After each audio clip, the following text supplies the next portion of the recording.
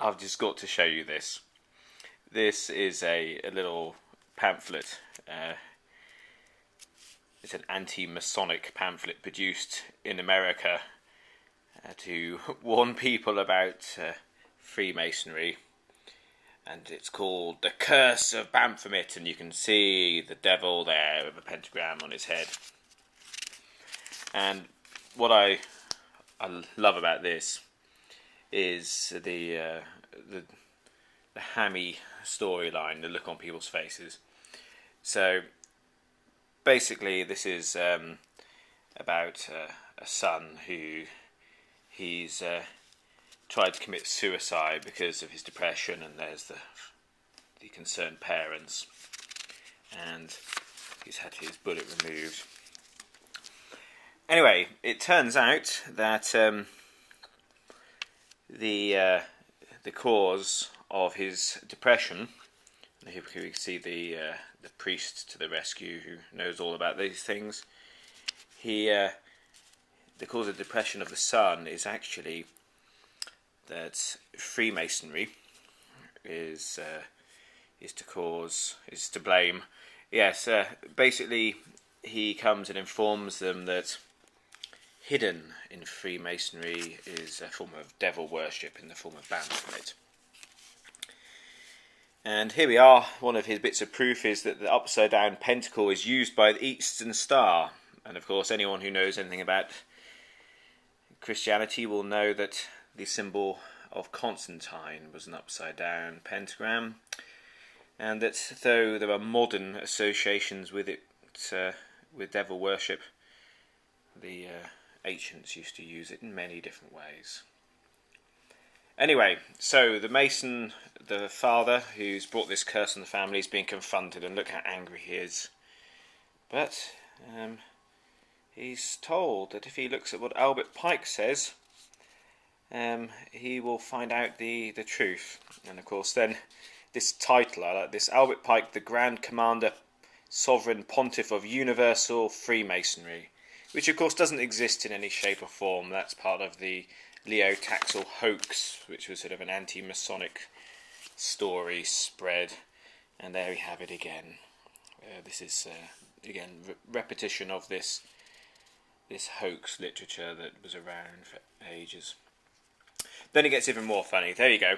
We have, this is a Knights Templar symbol which was used at one point by Aleister Crowley. And dun dun dun, if you look on the this Masonic regalia, it's there. So rather than connecting this with Templar symbolism, because Crowley used it, it's obviously devil worship. Anyway, he also goes on to show that symbolism is used in Freemasonry that comes from other religions. The all-seeing eye, which is from the Egyptian god Osiris. Of course, they fail to mention that the all-seeing eye is a very well-used Christian symbol as well, and you can see that all over the place. I go to many European churches, you'll see it there. I think Freemasons borrowed from that. Anyway, the obelisk is a Masonic symbol of the male sex organ right out of Baal worship. And I like this bit. And God hates it! Okay. Yes, he's absolutely correct that Freemasons do use Egyptian symbolism.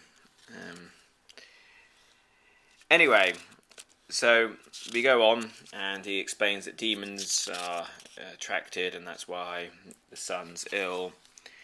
He completely misses the point of the Shriners. You know, the Shriners, for anyone who doesn't know, is a American Masonic order focusing on helping children by raising money for charity and for burns units and hospitals, which are free. And indeed, they've got over 400 free hospitals in America funded by the Shriners. Anyway, the Shriners, it was founded as a bit of fun. They wear fezzes and dress up and just mess about. And of course, the author said, these fezzes, their symbolism comes from the Muslim murderers who dipped their caps in the blood in honour of Allah. Okay, right. I don't think that was quite the intention. Someone should tell Tommy Cooper that. Anyway, he goes on to say the apron is a cursed, evil Masonic symbol, and that righteousness comes only from Jesus Christ and never from an apron.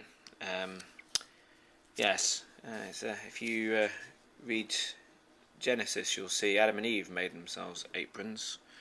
So obviously, aprons have been bad from that moment onwards. Anyway, the Mason sees the light. He burns all his regalia and repents. And guess what? The son suddenly is happy. His depression's gone, and he's as hungry as a bear.